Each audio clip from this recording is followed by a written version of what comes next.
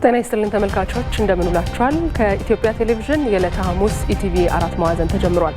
መቅደላይ ደረጃ ከዜናዎቹ ጋር አብራችሁ ቆያለሁ። አርስተ ዜናዎቹን እናስቀድማለን።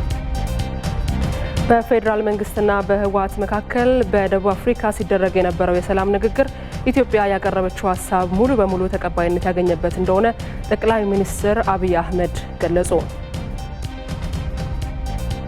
በደቡብ አፍሪካ በነበረው የሰላም ድርድር ጀግኖች የጋሞ ልጆች፣ ጀግኖች የኢትዮጵያ ልጆች በመሬት ላይ ያስገኙትን ታሪካዊ ድል ዳግም የሚያስረግጥ የሰላም ድል ማግኘት ተችሏል።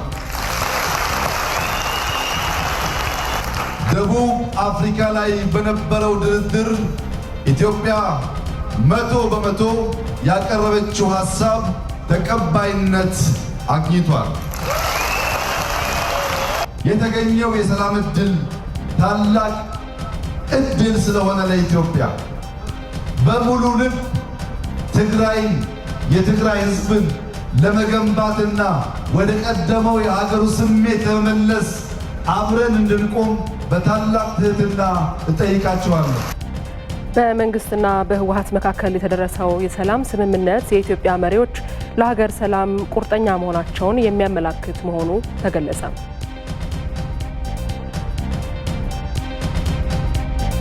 በኢትዮጵያ መንግስትና በህወሓት መካከል የተደረሰው ስምምነት በኢትዮጵያ ሰላም በማስፈንና በጦርነቱ ከቤት ንብረታቸው ተፈናቅለው የነበሩ ዜጎችን ሰላማዊ ኑሯቸውን እንዲቀጥሉ የሚያስችል በመሆኑ በስምምነቱ ደስተኛ መሆናቸውን የተለያዩ አካባቢ ነዋሪዎች ገለጹ። ከውጭ በናይጄሪያ ቦርኖ ግዛት በአሸባሪው ቦኮ ሐራም የተነሳ ከቤት ንብረታቸው ተሰደው የነበሩ የንግራናማ አካባቢ ነዋሪዎች ወደ ቤት ንብረታቸው እየተመለሱ ይገኛል።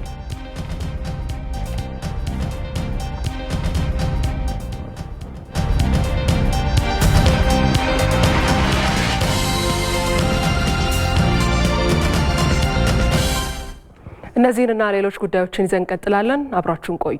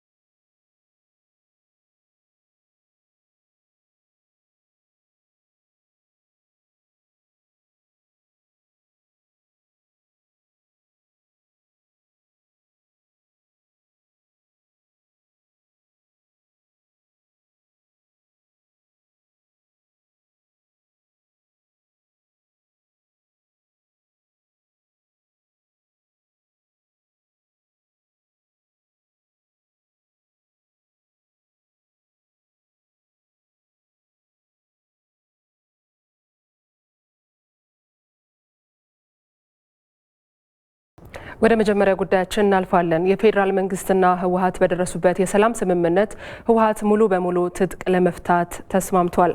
የህወሓት መዋቅር ፈርሶ የፌደራል መንግስቱ የሚመራውና የትግራይ ህዝብ የሚወከልበት ጊዜያዊ አስተዳደር እንደሚቋቋም ነው ከስምምነት ላይ የደረሱት። በስምምነቱ የተካተቱ ዋና ዋና ነጥቦች ምንድናቸው? ፋሲካው ታደሰ በተከታዩ ዘገባው ያስቃኘናል። የሁለት ዓመቱን የሰሜን ኢትዮጵያ ጦርነት አስቆሞ ዘላቂ ሰላምና መረጋጋትን ያሰፍናል፣ የመልሶ ግንባታ ስራዎችንም ያፋጥናል ተብሎ ተስፋ የተጣለበት የሰላም ስምምነት ትናንት ማምሻውን በደቡብ አፍሪካ ፕሪቶሪያ ተፈርሟል።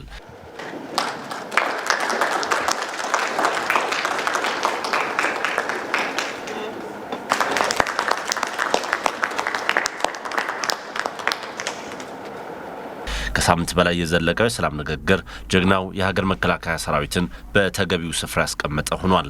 ፌዴራል መንግስቱና ህወሓት ስምምነቱን ከፈረሙ በኋላ በሰጡት መግለጫ በአንድ ሀገር ሊኖር የሚገባው አንድ የመከላከያ ሰራዊት መሆኑን አስምረውበታል። ሰራዊቱ የሀገሩን ዳር ድንበር የማስጠበቅ የሀገሪቱን ሉዓላዊነት፣ የግዛት አንድነት የማረጋገጥ ኃላፊነቱ ተጠቅሷል። በስምምነቱም ድንበር ላይ ተሰልፎ የውጭ ኃይላትን ጥቃት በመመከትም የሀገር ምልክትነቱን ፊት አውራሪነቱን የሚያሳየው ይኸው ሰራዊት ነው። በትግራይ ክልል የሚገኙ አውሮፕላን ማረፊያዎችን ጨምሮ የፌዴራል ተቋማትንና አውራ መንገዶችን የመቆጣጠርና ከአደጋ መጠበቅም የመከላከያ ሰራዊቱና የፌዴራል ፖሊስ ድርሻ መሆኑ በስምምነቱ ሰፍሯል። የመከላከያ ሰራዊቱ ሌላም ትልቅ ተግባርን ይከውን ዘንድ ኃላፊነት ተሰጥቶታል። የህወሓት ታጣቂዎችን ትጥቅ ማስፈታት። የህወሓት ታጣቂዎች ትጥቅ ፈተው ወደ ካምፕ የሚገቡበትና ዳግም ወደ ማህበረሰቡ የሚቀላቀሉበት ፕሮግራም የኢፌዴሪ ህገ መንግስትን ተከትሎ እንደሚካሄድም ነው የተጠቀሰው። ትጥቅ የማስፈታቱን ሂደት ለማከናወን የሁለቱ ወገኖች ወታደራዊ መኮንኖች ያሉበት ቡድን ይደራጃል። የትጥቅ አፈታቱ በምን መልኩ ይካሄድ የሚለውን አሰራርም ይኸው ቡድን የሚያዘጋጅ ይሆናል። ቡድኑ በቅድሚያ ከባድ የጦር መሳሪያዎችን ለመከላከያ ሰራዊት ያስረክባል። ወታደራዊ መኮንኖቹ በሚያስቀምጡት ቀነ ገደብም የህወሓት ታጣቂዎች ትጥቃቸውን ያስረክባሉ። We've agreed to permanently silence the guns and end the 2 years of conflict in northern Ethiopia. በትግራይ ጊዜያዊ አስተዳደር ተቋቁሞ የመንግስት ስራዎች እንዲጀመሩም በፕሪቶሪያው ንግግር ከስምምነት ላይ ተደርሷል። ጊዜያዊ አስተዳደሩ በህወሓት ስር የነበረውን መዋቅር የሚያፈርስ ነው። በፌዴራል መንግስት የሚመራውና የትግራይ ህዝብ ይወከልበታል የተባለው ጊዜያዊ አስተዳደር በፍጥነት ተቋቁሞ ወደ ስራ እንዲገባ ነው ስምምነት ላይ ተደረሰም። አስተዳደሩ የፌዴራል ተቋማትን በቁጥጥር ስር አድርጎ የተቋረጡ አገልግሎቶች እንዲጀመሩ ያደርጋል ተብሏል። የትግራይ ክልል በህዝብ ተወካዮችና የፌዴሬሽን ምክር ቤቶች እንዲሁም በሌሎች የፌዴራል ተቋማት ውክልናው ሊረጋገጥ እንደሚገባም በስምምነቱ ላይ ሰፍሯል። የኢትዮጵያ ምርጫ ቦርድም የክልሉ ምክር ቤትና የህዝብ ተወካዮችን ምርጫ ያደራጃል ነው የተባለው። ምርጫው እስኪካሄድ ድረስም የሚዋቀረው ጊዜያዊ አስተዳደር የመንግስትን ስራ እንዲያስጀምር ከስምምነት ላይ ተደርሷል። African solution for African problems. የውጭ ግንኙነትን በተመለከተም ህወሓት ከማንኛውም የውጭ ኃይላት ጋር የኢትዮጵያ ሉዓላዊነት በተዳፈረ መልኩ ምንም አይነት ግንኙነት ማድረግ እንደማይችል ተመላክቷል። ታጣቂዎችን ማሰልጠን፣ ለግጭት አዘጋጅቶ ማሰማራትም ሆነ ከሌሎች የታጠቁ ኃይላት ጋር ትስስር መፍጠርና ተግባራቸውን መደገፍም ተከልክሏል። በአጠቃላይ ህወሓት ትጥቅ በመፍታት ለዘላቂ ሰላም ዝግጁ እንዲሆን የፌዴራሉ መንግስትም መቀሌን ጨምሮ በተለያዩ ከተሞች የሚገኙ የፌዴራል ተቋማትን ተቆጣጥሮ ለክልሉ ብሎም ለመላ ሀገሪቱ ሰላምና መረጋጋት እንዲሰራ ነው የተስማሙት። የስምምነቱ ተፈጻሚነት ጉዳይ ግን ወሳኝ ድርሻ ይኖረዋል። It is now for all of us to honor this agreement. We must be true to the letter and the spirit of this agreement. Now signed an agreement speaks volumes about the readiness on the part of the two sides to lay the past behind them and to chart a new path of peace. በርካታ የጥረት ሂደቶች ታልፎ ለውጤት የደረሰው የሰላም ስምምነት ኢትዮጵያ ሁሌም ለሰላም በሯ ክፍት እንደምታደርግ ያረጋገጠና በህዝብ አንድነት ላይ የተመሰረተ የዴሞክራሲ ስርዓት ለመገንባት የተጀመረውን መንገድ እንደሚያቀና እምነት የተጣለበት ነው። ስምምነቱ ኢትዮጵያ ለዜጎቿ ዘላቂ ሰላም ለማስፈንና ዜጎቿም ወደ ልማት ፊታቸውን እንዲያዞሩ የተስፋ ምዕራፍ የሚከፍት እንደሆነም ተስፋ ተጥሎበታል። ፋሲካ ያሌው ተጨማሪ አላት። ከ4 ዓመታት በፊት ህዝብ ለዓመታት ተጭኖበት የቆየውን ጭቆናና ኢፍትሐዊነት፣ የንጹሃን ደም በከንቱ መፍሰስና እየበረከተ የመጣውን የሰላም እጦት እምቢ በማለት ድምጹን ማሰማት ጀመረ። ይህ የህዝብ ትግልም ለህዝብ የሚቆም የሀገርን ሉዓላዊነት ያስቀደመና ዴሞክራሲያዊ ስርዓትን ለመገንባት የቆረጠ የመንግስት ስርዓት ለመገንባት መንገድ ከፈተ። በዚህም የህዝብ አንድነት በህብረት የማደግና የመልማት ተስፋና የዴሞክራሲና ሰላም መስፈን ነጸብራቅ ቢሰፍንም ከ2 ዓመት በፊት በሰሜኑ የሀገሪቱ ክፍል የተነሳው ጦርነት ግን ይህን ሂደት ሲፈትነው ቆይቷል። በዚህም ታዲያ ዜጎች በብዙ መስዋዕትነት ያመጡት ሰላምና ልማት በጦርነት የንጹሃን እልቂት እንዲሁም ውድመት ሊደበዝዝ ግድ ሆነ። ይህ እንዲገታና ሀገር የናፈቀው ሰላም እንዲመለስ በርካታ የጥረት ሂደቶች ቢታለፉም አሁን ግን ሰላም፣ ህብረትና ሰብስቦ አቃፊነት መገለጫዋ የሆነችው ኢትዮጵያ ልጆቿን ወደ ቀድሞ አንድነትና ፍቅራቸው የምትመልስበት ጊዜ መድረሱን በዚህ የሰላም ስምምነት አረጋግጣለች። It's the beginning of a new dawn for Ethiopia. ስምምነቱ ብዙ ዋጋ የተከፈለበት ነገር ግን የነገን በዲሞክራሲያዊ ስርዓት ላይ የተገነባች ልማትና አንድነትን መርሃ ያደረገች የህዝቧን የአንድነት ኃይል ጉልበት የሆናት ኢትዮጵያ ለመገንባት የተጀመረውን መንገድ እንደሚያቀናም እምነት የተጣለበት ነው። በየዘመናቱ በብዙ ፈተና ውስጥ ያለፈችው ኢትዮጵያ በውጭ ለገጠሟት ችግሮች የህብረት ክንዷ ብርቱ፣ በውስጥም የሚገጥሟትን ፈተናዎችም ሰላም፣ የሀገር ሉዓላዊነትና ህገ መንግስቱንና የህዝብን ጥቅም እንዲከበር በብዙ የምትጥር ለመሆኗ አሁንም ድረስ እያለፈች ያለችባቸው መንገዶች ሲመሰክሩ መጥተዋል። እንኳንስ ለራሷ በዙሪያዋ ያሉት ሀገራት ሳይቀር የሰላም እጦታቸው እንቅልፍ የሚነሳት ኢትዮጵያ ለራሷ ሰላሟን አታመዝለቅ የምትፈቅደው ጉዳይ አይደለምና ለሰላም ሁሌም በሯን ክፍት ታደርጋለች። አፍሪካ ችግሮቿን በራሷ የመፍታት አቅም እንዳላት ቀድሞውኑ እምነቷ የነበረው ኢትዮጵያ ይህ የሰላም ሂደትም በአፍሪካ ህብረት ጥላ ስር ተካሂዶ ውጤት ለማምጣቱ የአህጉሪቱን የሰላም ፍላጎት አቅም ያሳየም ጭምር ነው። በዚህም አሁን የተደረሰው ስምምነት ኢትዮጵያ ዜጎቿ የናፈቁትን የሰላም አየር እየማጉ ወደ ጀመሩት የልማትና ዲሞክራሲ ጉዞ ፊታቸውን እንዲያዞሩ የተስፋ ምዕራፍ የከፈተም ነው። በፌዴራል መንግስትና በህወሓት መካከል በደቡብ አፍሪካ ሲደረግ የነበረው የሰላም ንግግር ኢትዮጵያ ያቀረበችው ሀሳብ ሙሉ በሙሉ ተቀባይነት ያገኘበት እንደሆነ ጠቅላይ ሚኒስትር አብይ አህመድ ገለጹ። ኢትዮጵያን ይህን የሰላም እድል በአግባቡ መጠቀምና ለስኬቱ በጋራ መስራት ይጠበቅብናልም ብለዋል። ማለት ታደለ ተጨማሪ አላት። የልማት ስራዎችን ለመጎብኘት በደቡብ ክልል አርባ ምንጭ ከተማ የሚገኙት ጠቅላይ ሚኒስትር አብይ አህመድ በፌዴራል መንግስቱና በህወሓት መካከል የተደረሰውን የሰላም ስምምነት አስመልክተው ንግግር አድርገዋል። ለሰሜኑ ጦርነት ማብቂያ ይሆናል የተባለውን ይህን የሰላም ስምምነት በአርባ ምንጭ ሆነው መስማታቸውን ከዓመታት በፊት የኢትዮጵያንና የኤርትራን የሰላም ስምምነት በወልቂጤ ሆነው ከሰሙበት አጋጣሚ ጋር ጠቅላይ ሚኒስትሩ አመሳስለውታል። የኢትዮጵያና የኤርትራ የሰላም ዜና ለመጀመሪያ ጊዜ በወልቂጤ ከተማ ነበር የሰማነው።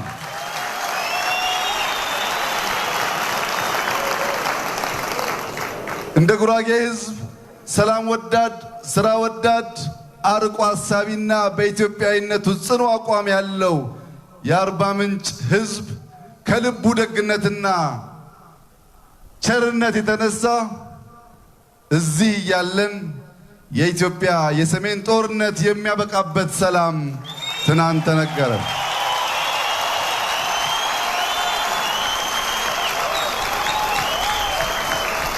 እኛ ሰላም የምንወድ ህዝቦች፣ እኛ ሰላምን የምንሻ ህዝቦች እጅግ በምንወዳት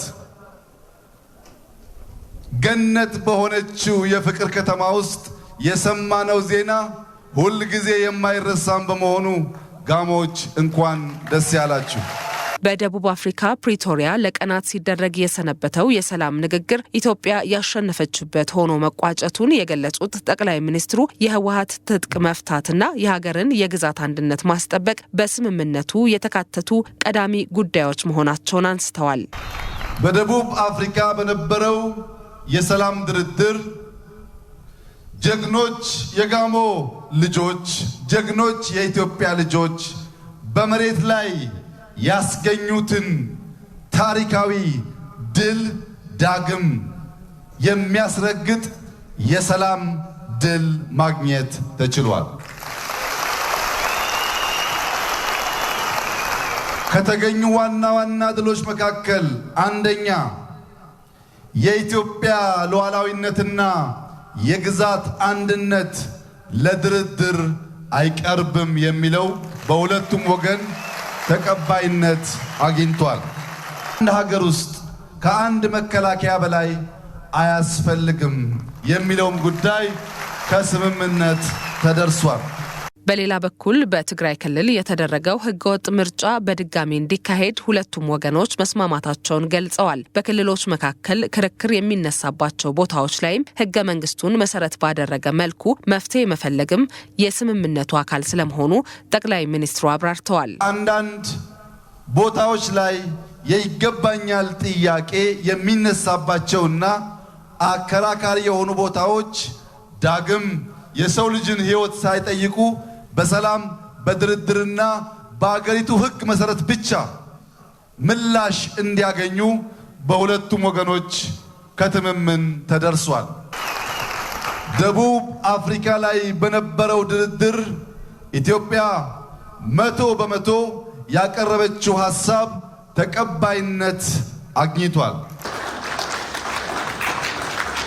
የኢትዮጵያ ሕዝብና መንግስት ምንጊዜም ለሰላም ቁርጠኛ መሆኑን የተናገሩት ጠቅላይ ሚኒስትር አብይ የተገኘውን የሰላም እድል በአግባቡ መጠቀምና የትግራይን ሕዝብ ወደ ቀደመ የኢትዮጵያዊነት መንፈሱ ለመመለስ በጋራ መስራት ይገባልም ብለዋል።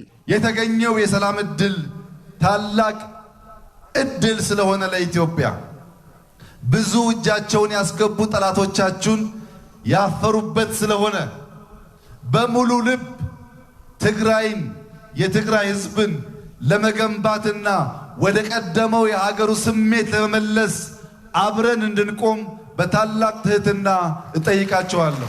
አንድነት ሕይወት ከከፈልን፣ ለአገር አንድነት ደማችንን ካፈሰስን፣ አጥንታችንን ከከሰከስን፣ ለሰላምና ለአንድነት ላባችንን ብናፈስ፣ ከኪሳችን ብናወጣ ጸጋ በረከት እንጂ ጉድለት ስለማይሆን ኢትዮጵያውያን ልባችሁ ይስፋ፣ ወደ ኋላ አትመልከቱ። የትግራይ ሕዝብም አላስፈላጊ ጦርነት፣ አላስፈላጊ ጉዳትና መስዋዕትነት እንዲያበቃ የበኩሉን ድርሻ እንዲወጣ ጠቅላይ ሚኒስትር አብይ አህመድ ጥሪ አቅርበዋል። በትላንትናው ዕለት በኢትዮጵያ መንግስትና በህወሓት መካከል በተደረሰ ስምምነት የተነሱ ዋና ዋና ነጥቦች ምንድናቸው? ባጭሩ እንመለከተዋለን። እንግዲህ የኢትዮጵያ መንግስት በተለያዩ ጊዜያት የሰላም አማራጮችን ለመጠቀም ሙከራዎችን ሲያደርግ ነበረ። የሰላም እናቶችን ከመላክ ጨምሮ በተለያዩ ሁኔታዎች ጉዳዩ ወይ ደግሞ የነበረው ግጭት በሰላም እንዲፈታ ጥረት ሲያደርግ ነበረ። ለ10 ቀናትም እንግዲህ በነበረው የሰላም ንግግር በደቡብ አፍሪካ ፕሪቶሪያ በነበረው የሰላም ንግግር የሰላም ስምምነቶች ላይ ተደርሷል። የሰላም ስምምነቶቹ ምንድናቸው የሚለውን ለማንሳት ያህል ዋና ዋና ነጥቦቹን እንመለከታለን። የመጀመሪያ ጉዳይ ትጥቅ መፍታት ነው። በኢትዮጵያ ውስጥ ማለትም በአንድ ሀገር ሁለት ትጥቅ ያለው ሰራዊት ሊኖር ስለማይገባ ትጥቅ መፍታት የመጀመሪያው የተደረሰበት ስምምነት ነው። ጊዜያዊ አስተዳደር መመስረትና መንግስት በዛ ያሉ አካባቢዎችን በመቆጣጠርና ኃላፊነትን በመውሰድ ጊዜያዊ አስተዳደር መስርቶ እሱ ቁጥጥር እንደሚያደርግበት የተነሳው ሌላ የመግባቢያ ስምምነት ነው ማለት ነው። መሰረተ ልማቶችን መልሶ መገንባት የሚለውም ሌላኛው ጉዳይ ነው። እንደሚታወቀው በዚህ 2 ዓመት በወሰደው ጦርነት በተለያዩ አካባቢዎች የወደሙ መሰረተ ልማቶች እንዲሁም ደግሞ በቦታዎች ይኖራሉ፣ የተፈጠሩ የሰብአዊ ቀውሶችም እንደዚሁ። ስለዚህ የፈረሱ መሰረተ ልማቶችን መልሶ መገንባት የሚለው ሌላኛው የስምምነቱ ዋና ነጥብ ነው ማለት ነው።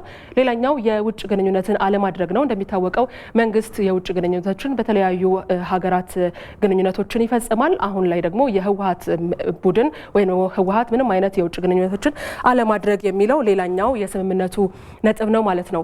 የስምምነቱ ጥቅሞችን ስንመለከት ደግሞ መንግስት እንግዲህ ቀደም ሲልም ጠቅላይ ሚኒስትር አብይ አህመድ ሲናገሩት እንደነበረው ይህ ስምምነት የኢትዮጵያን መብትና የኢትዮጵያውያንን ፍላጎት ባሳካ መልኩ እንደተጠናቀቀ ተናግረዋል። ህገ መንግስታዊ ስርዓቱን ያስጠብቃል፣ የህዝብን ጥቅም ያረጋግጣል፣ ዘላቂ ሰላምንም ያመጣል የሚል የስምምነቱ ጥቅሞች ተብለው የተቀመጠ ጉዳይ ነው። ሌላኛው ድሉ እንዴት መጣ የሚለውን ስናይ በመከላከያና በሌሎች የጸጥታ ኃይሎች በተከፈለ መስዋዕትነት ይህ ድል እንደተገኘ መናገር ይቻላል። ሌላው በኢትዮጵያውያን ተሳትፎ ነው። ኢትዮጵያውያን፣ ትውልደ ኢትዮጵያውያንና የኢትዮጵያ ወዳጆች ሁሉ ለዚህ ጦርነት በሰላም እንዲጠናቀቅ የበኩላቸውን ድርሻ ሲጫወቱ ነበረ።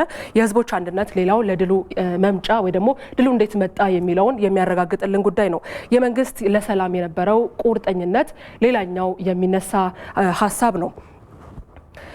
እንግዲህ በዚህ በደቡብ አፍሪካ ፕሪቶሪያ በነበረው ስምምነት የተለያዩ ዓለም ሀገራትና የተቋማት እንኳን ደስ አላችሁ መልእክት እያስተላለፉ ነው የሚገኙት። ይህንን ደግሞ ባልደረባችን አሸናፊ እንዳለ ካጠናቀረልን ዝግጅት ተከታትለን እንመለስ። በግዳጅ የተገባበት ጦርነትና በጠላትነት የመፈራረጃ አስከፊ ጉዞ ወትሮም በመንግስት በኩል በተደጋጋሚ ሲወተወት በነበረው የሰላም አማራጭ ማሳረጊያውን አድርጓል። ኢትዮጵያም አሸናፊነቷን አረጋግጣበታለች።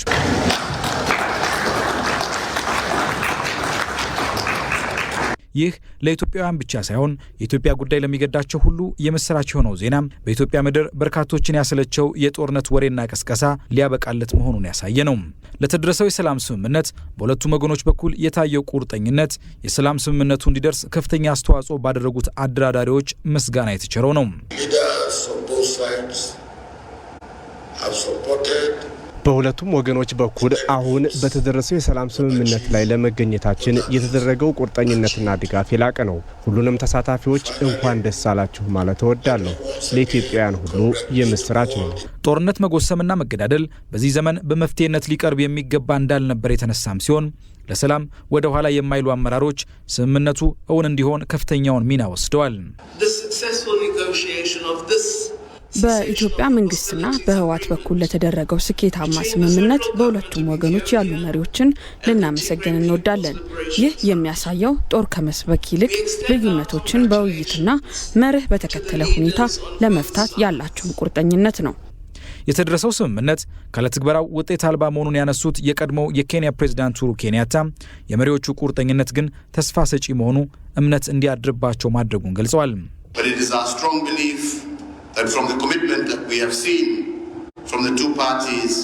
በሁለቱም ወገኖች በኩል የተመለከትናቸው ዝግጁነቶች ስምምነቱ ተግባራዊ ይደረጋል የሚል እምነት አሳድሮብናል። እኛም በሂደቱ ውስጥ ድጋፋችን አይለይም። ኢትዮጵያ የደረሰችበትን ስምምነት ተከትሎ ከተለያዩ ወገኖች በኩል የእንኳን አደረሳችሁ መልእክቶች እየተላኩ ነው። የኬንያው ፕሬዝዳንት ዊሊያም ሩቶ የተሰማቸውን ደስታ ገልጸው ስምምነቱ አፍሪካውያን በራሳቸው አቅም ያሰቡትን ማሳካት እንደሚችሉ ማሳያ ነው ብለዋል። የመንግስትን ቁርጠኛ አመራር የሚያደንቁ፣ የአፍሪካን አሸናፊነት የሚያወድሱ፣ የአፍሪካ ህብረት የሄደባቸውን ርቀት የሚያደንቁ መልእክቶችም ይገኙበታል። የኢጋድ ዋና ጸሐፊ ወርቅነህ ገበየሁ የአሜሪካ የውጭ ጉዳይ ሚኒስትሩ አንቶኒ ብሊንከን ደስታቸውን ከገለጹት መካከል የሚጠቀሱት ናቸው። እዚሁ ጉዳይ ላይ ጥቂት ቆይታዎችን እናደርጋለን። የህግ ባለሙያ አንዳለም በእውቀቱን እዚህ ስቱዲዮአችን ጋብዘናል። ጤና ይስጥልኝ። እንደምን ቆያችሁ? አለን ይመስገን። እናመሰግናለን ስለ ጊዜዎት። የመጀመሪያው ጉዳያችን የሚሆነው የሰላም ስምምነቱን እንዴት አገኙት ከሚለውን ጀምር። ትናንትና ከደቡብ አፍሪካ የተሰማውን የሰላም ስምምነት እኔ እንደ አብዛኛው ኢትዮጵያዊ በጉጉት ስጠባበቅ ነበረ። ከምጠብቀው በላይ ውጤታማ የሆነ ስምምነት ሆኖ ነው ያገኘሁት። በተለይ ደግሞ የማዕከላዊ መንግስት የኢትዮጵያ መንግስት ከድርድሩ የሚፈልገውን ሙሉ በሙሉ ማለት በሚቻል መልኩ አሳክቷል። ከዚህ ቀደም ያስቀመጣቸው ቅድመ ሁኔታዎች ነበሩ። ለምሳሌ ይሄ ስምምነት ሲደረግ ከህገ መንግስቱ ማዕቀፍ የወጣ ከሆነ አልቀበልም ብሎ ነበረ። በህገ መንግስቱ ማዕቀፍ ደግሞ ሲባል ለምሳሌ ሁለት ኃይል በአንድ ሀገር እንዲኖር የትም ሀገር ላይ አይመከርም አይፈቀድምም። ያንን ሪኮግናይዝ የማያደርግ ስምምነት አልፈልግም ብሎ ነበር። ያ ተሳክቷል። የኢትዮጵያ ሉዓላዊነትና የግዛት አንድነት የማይጠብቅ ስምምነት ለውስጥ ለመግባት ለመሳተፍም ፈቃደኛ አይደለሁም ብሎ ነበረ። አሁን ደግሞ እንዳየነው የኢትዮጵያ ሉዓላዊነቷን ያከበረ የፈለገቻቸው ነገሮች በሙሉ ማስከበር የቻለችበት ስምምነቱን አግኝቻለሁ እና እኔ ከጠበቅኩት በላይ ነው ያገኘሁት ውጤቱን። እንግዲህ የነበረው የሰላም ስምምነት ለዘላቂ ሰላም የሚኖረው ፋይዳስ እንዴት ይገለጻል? አዎ እንግዲህ በዋናነት ማተኮር ያለብን ለምሳሌ ከስምምነቱ ውስጥ ትልቁ ነጥብ ብለሽ ብትጠይቅኝ ህወሓት እንደ ኃይል ከብዙ ዓመታት በኋላ እንደኔ አረዳድ እንደውም 1960ዎቹ ላይ ለትጥቅ ትግል ከጀመረ በኋላ ህወሓት ሀሳቡን በኃይል ለማስፈጸም የሚፈልግ ስብስብ ነበረ። ይሄ ስብስብ ኋላ ላይ ደርግንም ለ17 ዓመት ከተዋጋ በኋላ ስልጣን ይዟል። ስልጣን ከያዘ ደግሞ በኋላም በተወሰነ መልኩ ዲሞክራሲን ኤክሰርሳይዝ ለማድረግ የሞከረ ቢሆንም አብዛኛውን ነገሩን ግን ፍላጎቱን በኃይል ለመጫን የሚፈልግ ስብስብ ነው። ይህ ስብስብ ህዝቦች ባካሄዱት ትግል ቢያንስ ከማዕከላዊ ስልጣን እንዲለቅ ሆኖ ነበርና አብዛኛውን ጉዳዮችን የሚያምነው በኃይል ማስፈጸም ነበር። ትናንትና ከፕሪቶሪያ የተሰማው ዜና ላይ ምንድነው አስገራሚው ነገር? ህወሓት መሳሪያ ያስቀምጣሉ ብሏል። ካወደ መሳሪያውን ለመከላከያ ኃይል አስረክቦ እንደ ሌሎች የፖለቲካ ኃይሎች በሀሳብ የሚሟገት ከሆነ ይሄ በጣም ትልቅ ድል ነው ለኢትዮጵያ። ለምን ባለፉት በርካታ ዓመታት አብዛኛው ችግሮች የሚመነጩት ከእንደዚህ አይነት ፍላጎትን በትጥቅ ለማስፈጸም ከሚፈልጉ ስብስቦች ነበርና ህወሓት ተሳክቶለት እንደው አሁን ቀጥሎ ደግሞ ኢምፕሊሜንቴሽን ፕሮሰስ ምንለው አለ። የአፈጻጸሙ ደግሞ ተሳክቶለት ወደዚህ የሚመጣ ከሆነ ለኢትዮጵያ ትልቅ ዜና ነው። ዘላቂ ሰላም የሚመጣው ሀሳብን በሀሳብ መሞገት የተዘጋጀ የፖለቲካ ኃይል ሲኖር ብቻ ነው እና ይሄ በጣም ትልቁ ዜና ለኔ ይሄ ነው። ከ50 ዓመት በኋላ ቢያንስ ከ40 እና ከ50 ዓመት በኋላ ህወሓት ለመጀመሪያ ጊዜ ጠመንጃ አስቀምጧል፣ ብረት አስቀምጧል። ይሄ ትልቅ ዴቨሎፕመንት ነው እና መረሳት ደግሞ የሌለበት ነጥብ ይሄ ድል የመጣው ዝም ብሎ በድርድር ብቻም አይደለም። መሬት ላይ ህወሓት ተገዶ ወደዚህ እንዲመጣ ትልቅ ስራ ስለተሰራም ጭምር ነው። የአገሪቷ መከላከያ ኃይል ጥምር ኃይሉ ምንለው ለዚህ ትልቁ ምስጋና ሊወስድ ይገባል ብዬ አስባለሁ። እንግዲህ ያው በትላንትናው ዕለት የነበረው የሰላም ስምምነት አንዱ የመጀመሪያው ምዕራፍ ነው። አተገባበሩ ላይ ደግሞ ራሱን የቻለ ጽናት ወይ ደግሞ ራሱን የቻለ ቁርጠኝነት ይጠይቃልና ከሁለት ወገኖች ምን ይጠበቃል የሚለውን እናንሳ። አዎ እንግዲህ በስምምነቱ ላይ የተገለጸ አለ። ለምሳሌ የኢትዮጵያ መንግስት ግዴታዎች፣ የህወሓት ግዴታዎች ተብሎ የተቀመጡ አሉ። ለምሳሌ የኢትዮጵያ መንግስት ግዴታዎችን ብናይ መንግስት ይሄ አሁን አስፈጻሚ የምንለው አካል ሄዶ ተስማምቷል። ዞሮ ዞሮ ፓርላማ ደግሞ አለ፣ የህዝብ ተወካዮች ምክር ቤት። የህዝብ ተወካዮች ምክር ቤት ህወሓትን ሽብርተኛ ብሎ ሰይሟታል። መንግስት የበኩሉን ጥረት አድርጎ በፓርላማ ሽብርተኛ ተብሎ የተሰየመውን አካል እንዲነሳለት ያደርጋል የሚል ግዴታ ተቀምጦበታል። ሁለተኛ ግዴታ መንግስት ላይ ተጣለ አለ አታክ ወይም ማጥቃቱን ይቀንሳል ወይም ደግሞ ያቆማል ወደሚል ስምምነት ላይ ተደርሷል። ይሄ የመንግስት ግዴታ ነው። ህወሓት በጣም ብዙ ግዴታዎች ተጥሎባታል። መጀመሪያ ዲስአርም ማድረግ አለባት ወይም መሳሪያ ማስቀመጥ አለባት። ከዛ ደግሞ ዲሞቢላይዝ ማድረግ አለባት። ጦሩ አሁን ባለበት ደረጃ ለጦርነት የተዘጋጀ ኃይል ነው። ያንን ዲሞቢላይዝ ማድረግ አለባት። ከዛ ደግሞ ከመንግስት ጋር በመነጋገር ያንን ፎርስ ያ ኃይል በጣም ብዙ ነው። ጦርነቱ ሲጀመር ትዝ ይልሽ እንደሆነ 185,000 የህወሓት ሰራዊት ከ45,000 የኢትዮጵያ መከላከያ ሰራዊት ጋር ነው ጦርነት የተጀመረው። ለምን አብዛኛው የመከላከያ ሰራዊት አባላት ደግሞ እንዲከዱ ተደርገው ወደዛ ስለገቡ ያንን በከፍተኛ ጥረት በጦር መሪዎች በፖለቲካ መሪዎች ጥረት ነው ያ ውጤትም የመጣው የተቀለበሰውና አሁን ያ አላስፈላጊ የተጠራቀመ ፎርስ ግማሹ የተደመሰሰ ቢሆንም ግማሹ ደግሞ ሪኢንቴግሬት መደረግ አለበት። በፖሊስ መሆን የሚችለው ፖሊስ ውስጥ ይገባል፣ መከላከያ መሆን የሚችለው መከላከያ ይሆናል። የተረፈው ደግሞ ሲቪሊያን ህይወት እንዲመራ ይደረጋል ማለት ነው። ህወሓት ይሄ ግዴታ አለባት። ሌላ በውጭ ግንኙነት ፖሊሲ ብዙ ነገር እንዲበላሽ ጥረት አድርገዋል እነዚህ ሰዎች። አሁን ላይ እሱ ማቆም አለባቸው የሚል ስምምነት ተደርሷል። ከውጭ ኃይሎች ጋር በተለይ ደግሞ ከኢትዮጵያ ታሪካዊ ጠላቶች ጋር ህወሓት ያላትን ግንኙነት ኢሚዲየትሊ ማቋረጥ እንዳለባት ስምምነት ተደርሷልና ይሄን እያደረጉ በአፍሪካ ህብረት ሃይ ኮሚሽነርስ ቁጥጥር ይፈጸማል ብለን እናስባለን። በእኔ ሆፕ ከሚያደርጉት ተስፋ ከሚያደርጉት ውስጥ ነኝ። በአንድ በኩል መሬት ላይ ባለው ፋክትም ህወሓት ከዚህ ውጭ ሌላ አማራጭ ማለት ብዬ አላስብም። ይሄ ዝም ብሎ ፕሪቶሪያ ላይ በተደረገ ስምምነት ብቻ የሚመጣ ሳይሆን ምድር ላይ መከላከያ ሰራዊት ትልቅ ዋጋ ከፍሏል ይሄ እንዲመጣ እና ከዛ አንጻር ይሳካል ብዬ አስባለሁ። መልካም። የህግ ባለሙያ አንዱዓለም በእውቀቱ ስለ ጊዜውም ስለ ማብራሪያውም እናመሰግናለን። እኔም አመሰግናለሁ።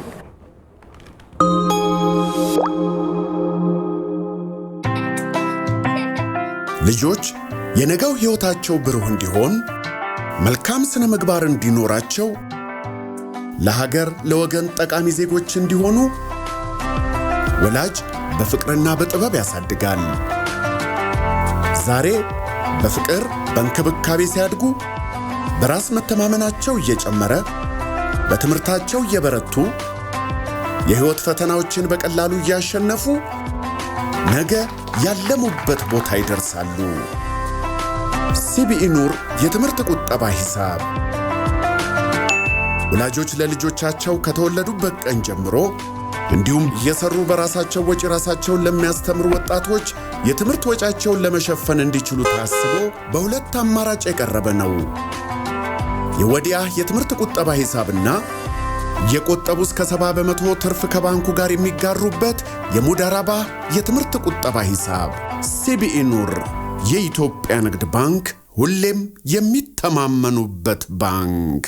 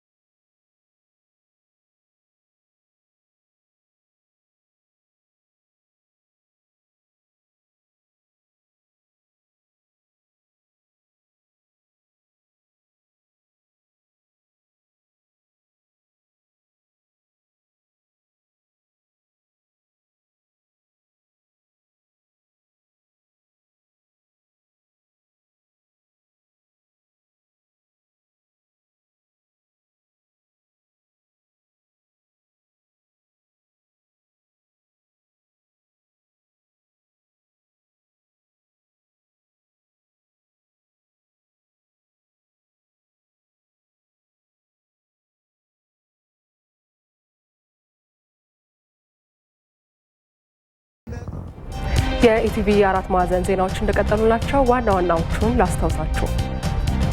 በፌዴራል መንግስትና በህወሓት መካከል በደቡብ አፍሪካ ሲደረግ የነበረው የሰላም ንግግር ኢትዮጵያ ያቀረበችው ሀሳብ ሙሉ በሙሉ ተቀባይነት ያገኘበት እንደሆነ ጠቅላይ ሚኒስትር አብይ አህመድ ገለጹ። በደቡብ አፍሪካ በነበረው የሰላም ድርድር ጀግኖች የጋሞ ልጆች፣ ጀግኖች የኢትዮጵያ ልጆች በመሬት ላይ ያስገኙትን ታሪካዊ ድል ዳግም የሚያስረግጥ የሰላም ድል ማግኘት ተችሏል። ደቡብ አፍሪካ ላይ በነበረው ድርድር ኢትዮጵያ 100% ያቀረበችው ሀሳብ ተቀባይነት አግኝቷል። የተገኘው የሰላም እድል ታላቅ እድል ስለሆነ ለኢትዮጵያ በሙሉ ልብ ትግራይን የትግራይ ህዝብን ለመገንባትና ወደ ቀደመው የሀገሩ ስሜት ለመመለስ አብረን እንድንቆም በታላቅ ትህትና እጠይቃችኋለሁ። በመንግስትና በህወሓት መካከል የተደረሰው የሰላም ስምምነት የኢትዮጵያ መሪዎች ለሀገር ሰላም ቁርጠኛ መሆናቸውን የሚያመላክት መሆኑ ተገለጸ። በኢትዮጵያ መንግስትና በህወሓት መካከል የተደረሰው ስምምነት በኢትዮጵያ ሰላም በማስፈንና በጦርነቱ ከቤት ንብረታቸው ተፈናቅለው የነበሩ ዜጎችን ሰላማዊ ኑሯቸውን እንዲቀጥሉ የሚያስችል በመሆኑ በስምምነቱ ደስተኛ መሆናቸውን የተለያዩ አካባቢ ነዋሪዎች ገለጹ።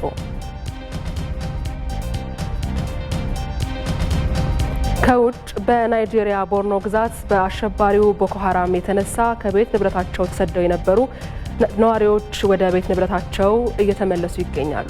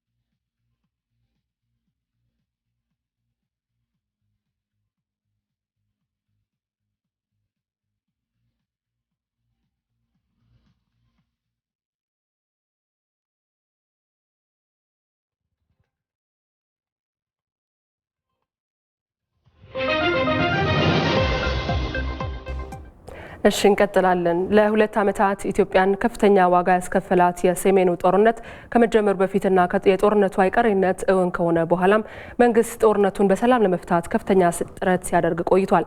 በህወሓት እምቢተኝነት ሰላም የተደረጉ ሙከራዎች ሳይሳኩ ቢቀሩም የሀገር መከላከያ ሰራዊት በወሰደው እርምጃ ህወሓትን የውዴታ ግዴታ ውስጥ ገብቶ ለሰላም ንግግር እንዲቀመጥ አድርጎታል። የሰላም ንግግሩን የሀገር መከላከያ ሰራዊቱ ከጥምር ጦሩ ጋር ዋጋ ሲከፍሉለት የቆዩትን ዓላማ ባሳካ መልኩ ተጠናቋል። ተመስገን ሽፈራው ተጨማሪ አለው።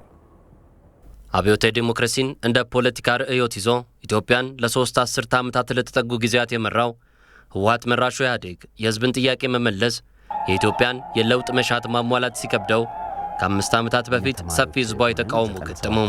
የነበረው ነውጥም አዲስ ለውጥ እንዲወለድ የግዳልና ህወሓትን ከበትረ ስልጣኑ አስወግዶ አዲስ መሪና አስተዳደር በአዲስ የፖለቲካ ሀሳቤ ወደፊት እንዲመጣ አስገድደም። ዲሞክራሲያዊ ልምምዶችን ለይስሙላ ብቻ የተገብረ የነበረው የ27 ዓመታቱ ፊት አውራሪ ህወሓት ከስልጣን ወንበር መነሳቱን እንደመገፋት የህዝብ ጥያቄ መልስ እንዲያገኝ ለአዲሱ አስተዳደር ወንበር መልቀቁን እንደመነጠቅ ቆጥሮ አዲሱ አስተዳደር ይዞት የመጣውን የመደመርና የአንድነት ሀሳብ ከመቃወም ጀምሮ ሀሳቡ እንዳይሳካ የማይቻለውን ሁሉ ሲያደርግ ቆይቷል። የማዕከላዊ መንግስቱ አዛዥ ናዛዥ የነበረው ህወሓት የስልጣን ዘመኑ የአድራጊ ፈጣሪነቱ ጊዜ ማብቃቱን ላለመቀበል ብዙ ታግሏል። በመደመር እሳቤ አዲስ የፖለቲካ እይታ ይዞ የመጣው የለውጥ አስተዳደር ይህንን ያረጀ የህወሓትን አስተሳሰብ ለማድረቅ የፖለቲካ ውድድር ለህዝብ ጥቅም ብቻ የሚሰራ ዲሞክራሲያዊ ሂደት መሆኑን ለማሳመን ብዙ ጊዜውን አጥፍቷል። የፌዴራሉ መንግስት እያደረገ ያለውን የሰላም ጥረት ዋጋ በማሳጣት ለውጡን ከህዝቡ በተለይም ከትግራይ ህዝብ ለመነጠል የህወሓት ፊት አውራሪዎች በራሳቸው ሚዲያዎች ብዙ አስተጋብተዋል። የፍላጎታቸው ማጠንጠኛ የሆነውን ስልጣን ለመመለስ ያስችለናል ያሉትን ሴራ ለመጎንጎንም ተሰባስበው በስልጣን ዘመናቸው ያላለሙት የትግራይ ህዝብ ስር ተጠልሏል። ህወሓት ተሰባስቦ ወደ ትግራይ ከተመለሰ በኋላ በራሱ ፊት አውራሪነት ያጸደቀውን ህገ መንግስት የሚጥስ ህገ መንግስታዊ ስርዓቱንም የሚንዱ በርካታ ስራዎችን ከምርጫ ጀምሮ ወታደር እስከ መመልመል ድረስ ሰርቷል። የፌዴራሉ መንግስት የህወሓት ጽንፍ የወጣ አካሄድ ወደ ለየለት መካረርና ግጭት እንዳይገባ ግን ጥረቶችን ማድረግ አላቁምም ነበር። ከመንግስት ባለፈ የህወሓት አካሄድ ያሰጋቸው የሀገር ሽማግሌዎችና እናቶች እንዲሁም የመንግስት ባለስልጣናት ሳይቀሩ ስለ ሰላም ለመጠየቅ ሳይሆን ስለ ሰላም ለመለመን የህወሓት ፊት አውራሪዎችን ደጅ ደጋግሞ አንኳኩቷል። ነገር ግን ሰላም በአንድ ወገን በኩል ብቻ ባለ ፍላጎት እውን ሊሆን የሚችል ባለመሆኑ ሙከራዎቹ ሁሉ ሳይሳኩ ቀርተዋል። በአንጻሩ እንደውም ከህወሓት ቤት የተሰማው የእብሪት ምላሽ የኢትዮጵያ ቀውስ የህወሓትና የፌዴራሉ መንግስትን መቆራረጥ የሚያመለክት ነበር። በህወሓት ቤት ይፈጸሙ ከነበሩ ተደጋጋሚ ጸባጫሪ ድርጊቶች በኋላ ህወሓት ባሰለጠናቸው ታጣቂዎቹ ከመከላከያ ውስጥ በመለመላቸው ከሃዲ ተዋጊዎቹ ከሁለት ዓመታት በፊት ልክ በዛሬው ዕለት መከላከያ ሰራዊቱን በመውጋት ለሁለት ዓመታት ኢትዮጵያን ዋጋ ያስከፈለውን ጦርነት አስጀመረም። መንግስት በህወሓት የተካደ ሰራዊቱን በውድቅት ተመትቶ የተበተነ ኃይሉን ሰብስቦ የህወሓት ታጣቂዎችን ደምስሶ ትግራይ መልሶ ሲቆጣጠር ለሰላም አልዘገየም በሚል ለትግራይ ህዝብና ወክለዋለሁ ለሚለው ህወሓት ለሰላም ዳግም ዕድል ሰጥቶትም ነበር። ነገር ግን የሀገር መከላከያ ሰራዊት ከትግራይ መውጣቱን ለሰላም ሳይሆን ለወታደር መመልመልና ለዳግም ጦርነት መዘጋጅ ያደረገው ህወሓት ከወራት በኋላ ዳግም ወረራ ከፍቶ ብዙ እልቂት፣ ብዙ ውድመት፣ ብዙ መስዋዕትነት እንዲሆን አደረገም። በህዝብ ልጆች ክንድ አይቀጡ ቅጣት ሲቀጣም የህወሓት ታጣቂ የኋሊት ሲፈረጥጥ ጦርነት ያደቀቀው ጉስቁልና የተጫጫነው የትግራይ ህዝብ ጉያ ስር ዳግም ገባም። ለትግራይ ህዝብ እፎይታ ወደ ትግራይ ክልል ዳግም ላለመግባት የፌዴራሉ መንግስት ወስኖ ቆይቶ የነበረ ቢሆንም ጦርነት ባህላዊ ጨዋታዬ ነው በሚል ከንቱ ልፈፋ ለራሱ የተሳሳተ ግምት የሰጠው ህወሓት ለሶስተኛ ጊዜ ጦር ሰብቆ የታሪኩ መደምደሚያው መንገድ ጠረገም። የመከላከያ ሰራዊቱና ጥምር ጦሩ ለሶስተኛ ጊዜ የተከፈተውን ዘመቻ በአስተማማኝ ብቃት ተከላክለው የሚገባውን ቅጣት እየሰጡ ባሉበት ወቅት የአፍሪካ ህብረት የሰላም ጥሪን አሰማም። ወትሮም ለአፍሪካዊ ችግሮች አፍሪካዊ መፍትሄ በሚል የጸና አቋም ያላት ኢትዮጵያ ጥሪውን ስትቀበል ለሰላም አሻፈረኝ ሲል የነበረው ህወሓትም መውጫ መግቢያው ስለተያዘበት ትልልቅ ከተሞቼ ናቸው የሚላቸውም በመከላከያ ሰራዊቱ ቁጥጥር ስር ስለወደቁበት የውዴታ ግዴታ ውስጥ ገብቶ ለሰላም ንግግር ደቡብ አፍሪካ ፕሪቶሪያ ገባም። 10 ቀናት የፈጀው የሰላም ንግግር ከመጀመሩ በፊት የኢትዮጵያ መንግስት ባሰመራቸው የሀገር ሉዓላዊነት፣ የግዛት አንድነትና የውጭ ጣልቃ ገብነትን በማይቀበሉ ቀይ መስመሮች ንግግሩ ትናንት በድል ተጠናቀቀም። በሰላም ንግግሩ ስምምነት መሰረትም በትግራይ ያሉ የድንበር ቦታዎችን የሀገር መከላከያ ሰራዊት እንዲጠብቅ፣ የህወሓት ታጣቂም ትጥቁን ፈቶ ለመከላከያ ሰራዊት እንዲያስረክብና በትግራይ ጊዜያዊ አስተዳደር እንዲቋቋም ተወስኗል። ይህም የሀገር መከላከያ ሰራዊቱ ገዢ ስፍራዎችን በመቆጣጠሩ የኢትዮጵያ መንግስትም ለሁሉም ኢትዮጵያዊ በተለይም የጦርነቱ ገፈት ቀማሽ የሆኑትን የአማራ፣ የአፋርና የትግራይ ህዝቦችን ስቃይ እንዲያቆም ባስቀመጠው የመረራ አቋም ምክንያት የመጣ ነው። ይህም ሰራዊቱ ዋጋ የከፈለለት፣ ጥምር ጦሩ የተዋደቀለት፣ ኢትዮጵያን ከመፍረስ የመታደግ በኢትዮጵያ አንድ ሰራዊት ብቻ እንዲኖር የማድረግ ዓላማ ተሳካ ማለት ነው።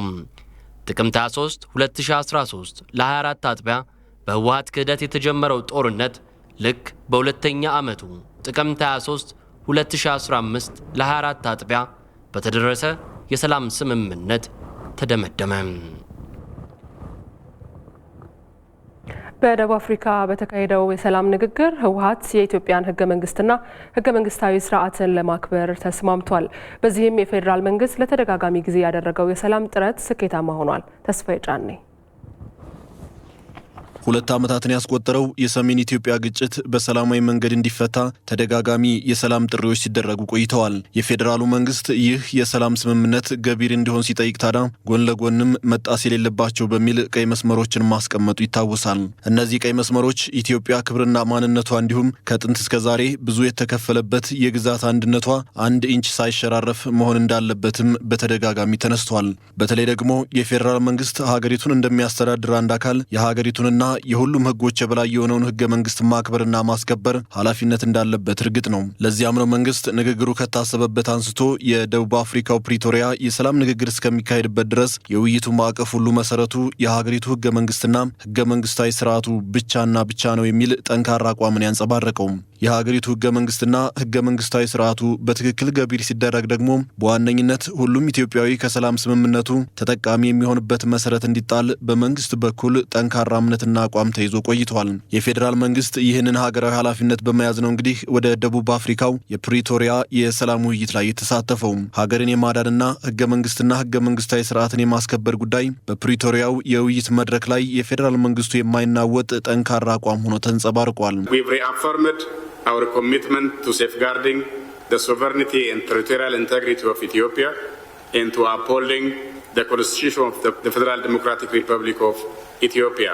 በዚህም ወትሮም ቢሆን ወደ ጦርነት የተገባው የሀገሪቱን ህገ መንግስትና ህገ መንግስታዊ ስርዓትን ለማስከበርና የግዛት አንድነትን ለማረጋገጥ ነውና በደቡብ አፍሪካ ውይይት ላይም ትልቁ ሀገራዊ ጉዳይ ስኬታማ መሆን ችሏል። በርካታ ነጥቦችን ባካተተው የፕሪቶሪያው የሰላም ስምምነት ህወሓት የኢትዮጵያን ህገ መንግስት ለማክበርና ለማስከበር እንዲሁም የኢትዮጵያን ሉዓላዊነትና የግዛት አንድነትን ለማክበር ከስምምነት ላይ ደርሷል። በዚህም የሰሜን ኢትዮጵያው ግጭት ከተከሰተ ድፍን 2 ዓመታትን ሊደፍን ሰዓታት ብቻ ሲቀሩት የደቡብ አፍሪካው የሰላም ውይይት በፊርማ ስምምነት ተረጋግጦ ኢትዮጵያና ኢትዮጵያውያን አሸናፊ የሆኑበት የታሪክ ምዕራፍ በይፋ ተከፍቷል።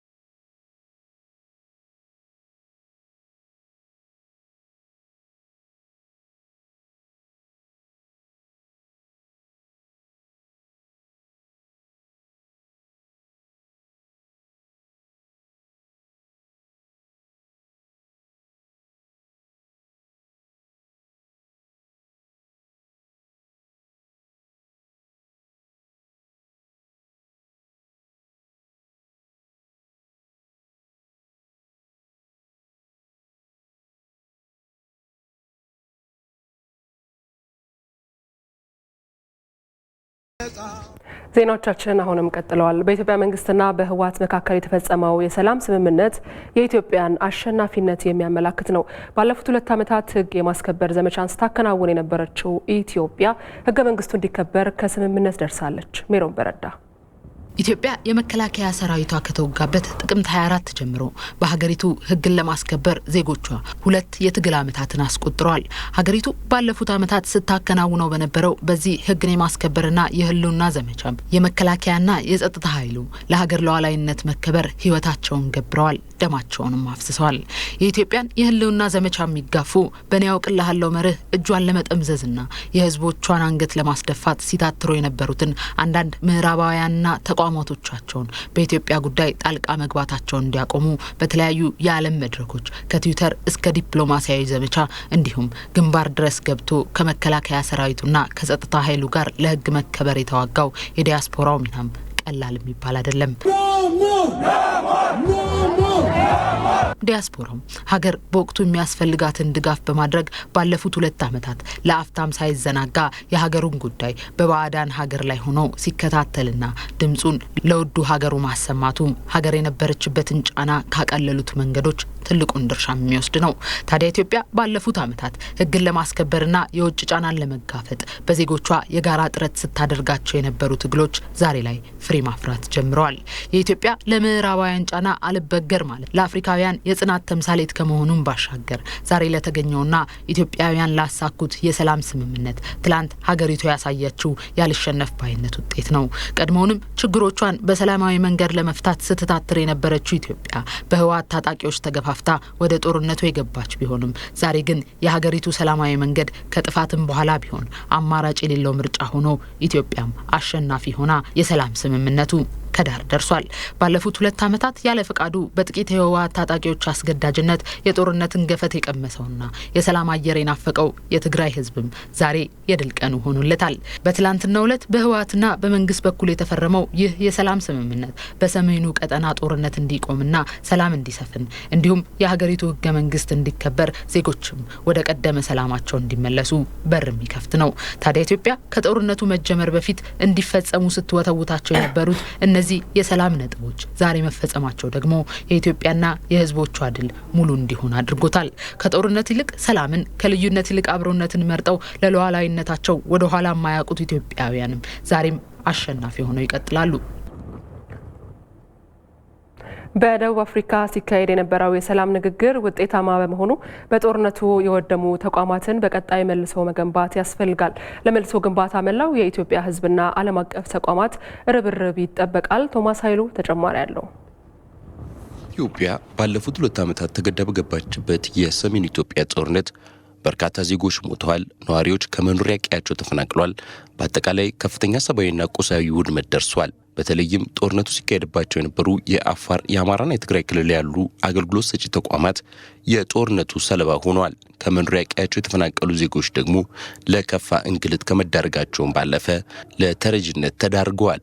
ታዲያ ሰላምን ለማምጣት አለፍ ሲልም የዜጎችን ስቃይና ሰቆቃ ለመክታት ሲባል ላለፉት 10 ቀናት በደቡብ አፍሪካ ሲካሄድ የነበረው የሰላም ንግግር ፍሬ ማፍራቱን ተከትሎ አሁን ላይ የድህረ ግጭት ሰላም ግንባታ ተግባራዊ ሲደረግ በጦርነቱ የወደሙ አገልግሎት ሰጪ ተቋማትን መልሶ መገንባት እንዲሁም የሰብአዊ እርዳታን በተደራጀ መልኩ ማቅረብ ተጠባቂ ክስተት ሆኗል።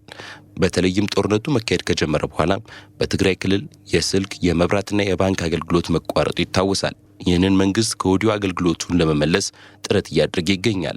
በሰላም ስምምነቱ መሰረትም የአገልግሎት ሰጪ ተቋማት መልሶ ግንባታን የሚመለከት እንዲሁም የሰብአዊ እርዳታን ለማድረስ የሚሰሩ ተግባራት እንደሚኖሩ ተመላክቷል። በእርግጥ በሶስቱ ክልሎች ላይ የደረሰው ውድመት ከፍተኛ መሆኑን ተከትሎ የተቀናጀ የድጋፍ ትብብር አስፈላጊ ሆኗል።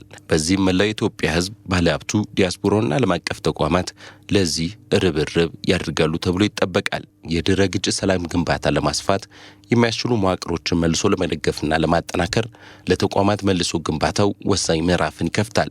በጦርነቱ ምክንያት የተፈጠረውን የተቃርኖ ግንኙነት ወደ ነበረበት መመለስ፣ በሌላ በኩል ደግሞ ለወደሙ ተቋማት እንዲሁም ለተከፉም ሆነ ለተገፉ ዜጎች እንባን ለማበስ ሁነኛ መፍትሄ ሆኗል።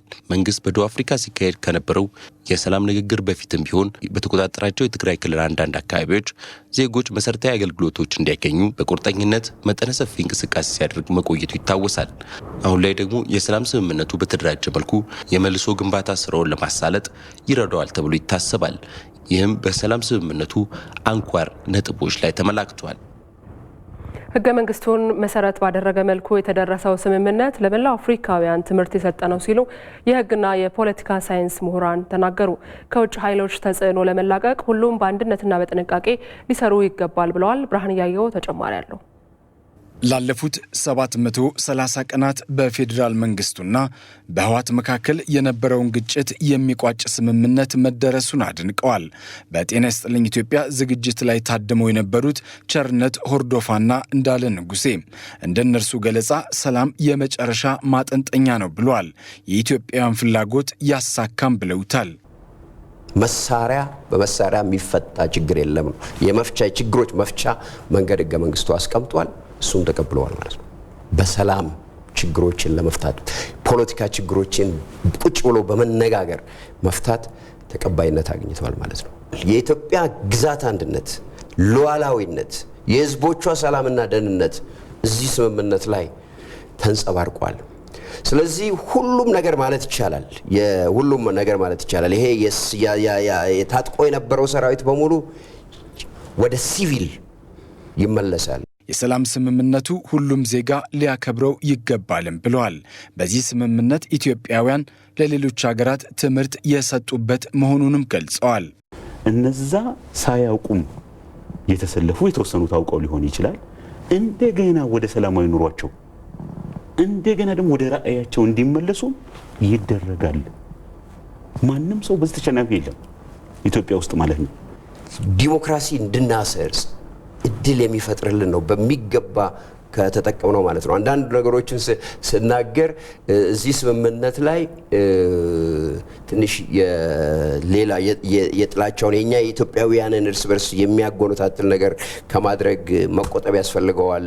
ሌሎች የውጭ ኃይሎች ተጽዕኖ እንዳይፈጥሩ አሁንም ጥንቃቄ ሊደረግ ይገባል ሲሉ አሳስበዋል። ሃይብሪድ ዋር ማለት የመጀመሪያው ምንድነው? እዛ ውስጥ አጀንዳ መስጠት ማለት ነው። ለእያንዳንዱ ህብረተሰብ የሚመጥ ነው። ለነጋዴው ቅድም ሳቦታጅ እንዲሰራ ቤተክርስቲያንም ላለው መስጊድም ላለው ዩኒቨርሲቲ ላለው ምሁር አጀንዳ እየሰጠ የተለያየ ምንድነው ቋንቋው እንዳይገናኝ ማድረግ ማለት ነው። ይሄ አንዱ ሃይብሪድ የሚባለው ይሄ ሜንታል ሴታፓችንን ምን ማድረግ ነው? ማዛባት ነው። የኛ ሜንታል ሴታፕ ይተበቃል። አንድ ሰው ከጎንደር እስከ ሞያሌ ቢሄድ ብዙ የሚቀራረብበት ነገር ነው እንጂ ያለው ብዙ ይሄን ያህል አብሮ እንዳይኖር የሚያደርገው ነገር የለም እዛ ላይ። ስለዚህ ይሄንን የነሱን ሃይብሪድ ዋር በደንብ ማወቅ ኮንፊውዝድ አለመሆን ጀግናው ሰራዊታችንም የከፈለውን መስዋዕትነት የጸጥታ ኃይሎቻችን የደህንነት አካላት መሪዎቻችን የተንጓጠጡበት ብዙ መከራ ያየንበት ነው። ሀገራችን በዓለም ደረጃ እንድትዋረድ አንሳ እንድትታይ የተደረገበት ያን ሁሉ ለዛ ሁሉ ምላሽ የሚሰጥ ስምምነት ስለሆነ ሁላችንም በልባችን ወስደነው በመንፈሱ በተገለጹት ቃላት መሰረት በጎ ነገሮችን ወደ በጎ አስተሳሰብ መቀየር ይኖርብናል ማለት ነው። ምሁራኑ መንግስት ለህዝቡ የሚያስተላልፈውን መልእክት መተግበር እንዳለበትም አብራርተዋል። በኢትዮጵያ መንግስትና በህወሓት መካከል የተደረሰው ስምምነት በኢትዮጵያ ሰላም በማስፈንና በጦርነቱ ከቤት ንብረታቸው ተፈናቅለው የነበሩ ዜጎችን ወደ ቀያቸው ተመልሰው ሰላማዊ ኑሯቸው እንዲቀጥሉ የሚያስችል በመሆኑ በስምምነቱ ደስተኛ መሆናቸውን የተለያዩ አካባቢ ነዋሪዎች ገለጹ። ለሰላም ስምምነቱ ተግባራዊነት ሁሉም ወገን በቁርጠኝነት መረባረብ እንዳለበትም አስተያየት ሰጪዎቹ ተናግረዋል። የአንድ ጦርነት የመጨረሻው መቼም ስምምነት ነው። ያለ ስምምነት ምንም ነገር የሚሆን ነገር ስለሌለ በተለይ ኢትዮጵያ በምትፈልገው መልኩ ስምምነቱ በማለቁ በጣም ደስተኛ ነኝ እንደግሌ። ትጥቅ ፈቶ ትጥቁንም ደግሞ ለመከላከያ እንደሚሰጥ የተገለጠው መግለጫ እኔ ደስ ብሎኛል፣ እንደ ሀገር ደስ ብሎኛል። ያው ሁሉም ጫና ቢበዛብንም ጫናውን ተቋቁመን እዚህ በመድረሳችን ላይ ደስ ብሎኛል። ስምምነቱን በሰማው ጊዜ በጣም ነው ደስ ያለኝ። ሁላችንም የምንፈልገው ሰላም ነው። ስምምነቱ እንደዚህ በሰላም ላይ በመወሰኑ በጣም ደስ ብሎናል። ፍጻሜው ደግሞ በሰላም የኢትዮጵያን ፍላጎትን ባሟላ መልኩ የኢትዮጵያን ሕገ መንግስትን መሰረት ባደረገ መልኩ ስምምነት ማድረጉ እኔ ከምንም በላይ እጅግ በጣም ደስ ብሎኛል። ያው በትላንትናው ዕለት የተደረገው የሰላም ስምምነት በጣም ብዙ ህዝቦችን ያስደሰተ ነው። ምክንያቱም ይሄ ከመጀመሪያውም ጀምሮ የመንግስት አቋም የነበረ ነው። ለሰላም ሁሌ በሩ ክፍት ነው። ያው ጦርነት ላይ ብንገባ የተገደን የገባንበት ጦርነት ነው እንጂ ያው ሰላም ከመጥላት አንጻር አይደለም። ሁሉም ኢትዮጵያ ህዝብ ለሰላም ቅድሚያ ይሰጣል እና የነበሩ ስምምነቶችን በጣም አስደሳች ናቸው። ጦርነቱ በመቆም በጣም ደስ ይለኛል። አገራችን ያው ሰላም ሆና ሁላችንም ያው ሰላም ወጥተን እንድንገባ በጣም ደስ ይለኛል። ስምምነቱ በወንድማማች መሀል የነበረው ደም መፋሰስ አብቅቶ ከእንግዲህ ወደ ሰላምና ወደ ልማት ወደ መልሶ ማቋቋም ወደ ተሻለ ሁኔታ የምንሄድበት ስለሆነ ለኔ እጅግ በጣም ደስተኛ ነው ያደረገኝ። ጦርነት መቆሙ ጥሩ ነው። እሱ ፋይዳ አንጻር በጣም ቆንጆ ነው የሚሆነው። ሁሉም አይምሮን አሰባስበው ወደ ልማት ወደ ስራ ሀገራችን ወደ ብልጽግና ጉዞ የምንሄድበትን ጊዜ ይኖራል ብዬ አስባለሁ። ሰላሙን በጣም እንፈልገዋለን። በተወሰነ ውሳኔ በጣም ተደስተናል። በተለይም የኢትዮጵያን ሉዓላዊነትና የግዛት አንድነትን ሊያረጋግጥ የሚችል ውሳኔ በመሆኑ በጣም ደስተኞች ነን። እጅግ በጣም ደስ ብሎኛል። ምክንያቱም የተገኘው ድል አጠቃላይ የኢትዮጵያ ሕዝብ የብሔር ብሔረሰቦች ድል ነው፣ የመከላከያ ድል ነው፣ የኢትዮጵያ ሕዝብ መንግስትም ድል ነው። ስለዚህ ከዚህ አንጻር እኔ በጣም እጅግ ደስ ብሎኛል። የተፈረመው ሰላም እንደኔ በጣም ደስ ብሎኛል። ምክንያቱም ከጦርነት የምናተርፈው ምንም ነገር የለም። ከጦርነት የምናገኘው ውድመት ነው። ከጦርነት የምናገኘው የነፍስ መጥፋት ነው። ከጦርነት የምናገኘው የሰዎች መፈናቀል ነው። ከጦርነት የምናገኘው ወደ ኋላ መቅራትና በቃ ምን እንላለን። የሰላም ስምምነቱ መደረጉ እንደ ጋምቤላ ነዋሪ በጣም ደስ ብሎኛል። በዚህ ሰላም ንግግር ወይንም በዚህ ሰላም ስምምነት ከምንም በላይ ተጠቃሚው የትግራይ ህዝብ ነው ተጠቃሚ የሚሆነው በመጀመሪያ ደረጃ። ከዛ ሁለተኛ ደረጃ በትግራይ አጎራባች የሆኑትን የአፋርና የአማራ ህዝብ ተጠቃሚ ናቸው ብዬ አስባለሁ። በአጠቃላይ የኢትዮጵያ ህዝብ በዚህ ሰላም ዙሪያ ላይ ተጠቃሚ ሙሉ በሙሉ ይሆናል ብዬ ተስፋ አድርጋለሁ።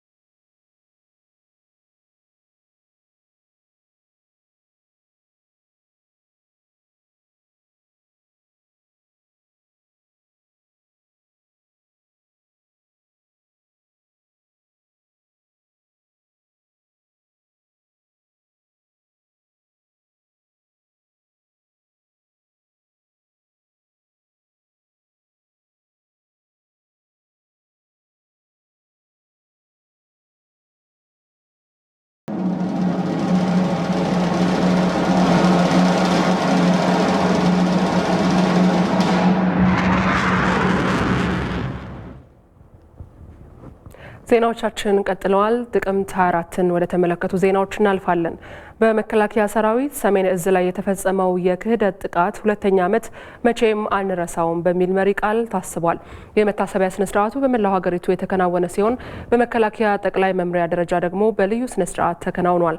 የመከላከያ ሚኒስትሩ ዶክተር አብርሃም በላይን ጨምሮ የተለያዩ የመንግስትና ወታደራዊ የስራ ኃላፊዎች ተገኝተው ዕለቱ ሲታሰብ ለሀገር መከላከያ ሰራዊት ፍቅርና ክብርን በማሳየት እንዲሁም ለሀገር ሉዓላዊነት የተሰዉ ጀግኖችን በመዘከር ነው። ጥቅምት 24 ሲታሰብ የተፈጸመው ክህደት እንዳይደገም ለትውልድ ማስተማሪያ ከመሆኑ ባለፈ የሕዝብን ጥቅም ያስቀደመውን ሰራዊት ተሞክሮ በየዘርፉ ለመድገምና ሀገርን ከፍ ለማድረግ ያለመ ነው።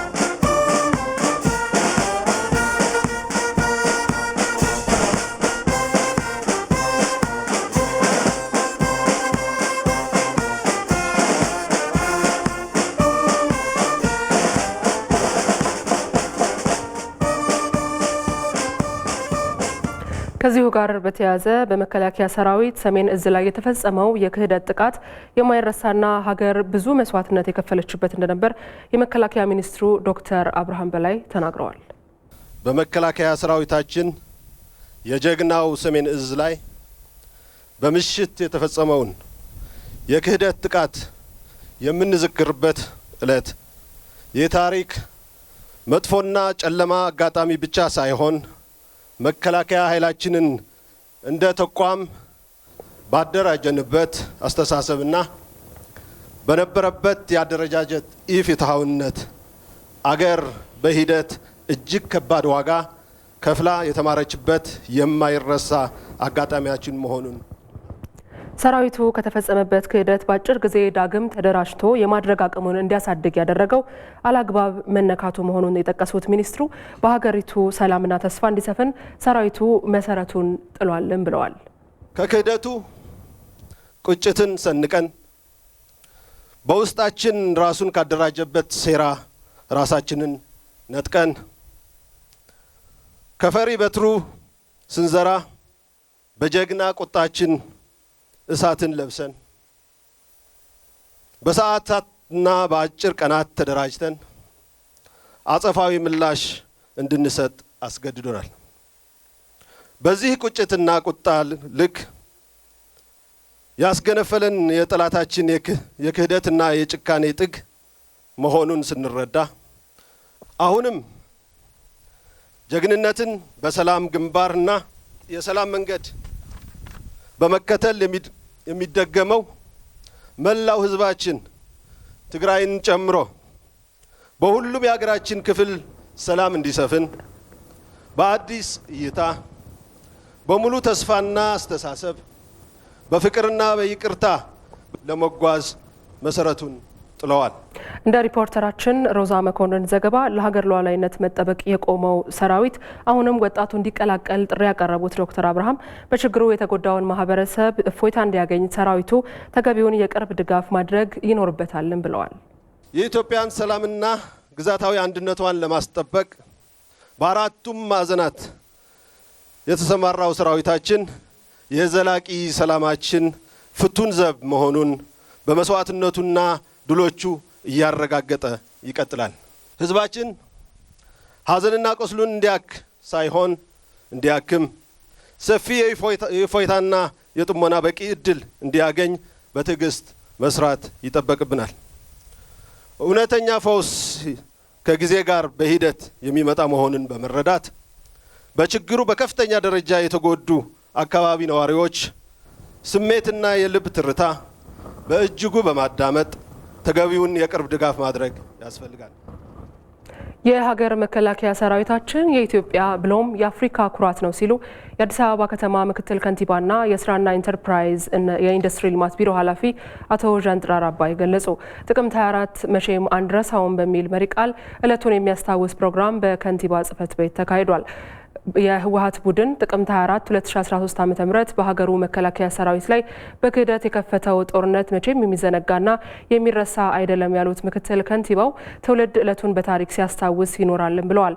የኢትዮጵያ ሉዓላዊነቷን ጠብቃ እንድትቆይ የመከላከያ ሰራዊቱ ለከፈለው መስዋዕትነት ምስጋና አቅርበዋል። ኢትዮጵያ ዛሬም በሀገር ወዳድ ልጆቿ ሰንደቋ መውለብለቡን ይቀጥላል ብለዋል።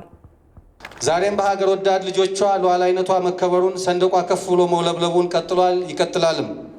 ጀግኖቻችንን እያመሰገን እነሱ በደማቸው ያጸኗትን ሀገር ሌት ተቀን ሰርተን ድህነትን ተፋልመን በማሸነፍ የሀገራችን ነፃነትና ሉዓላዊነት በደማችን በማስከበር በላባችን እናጸናለን።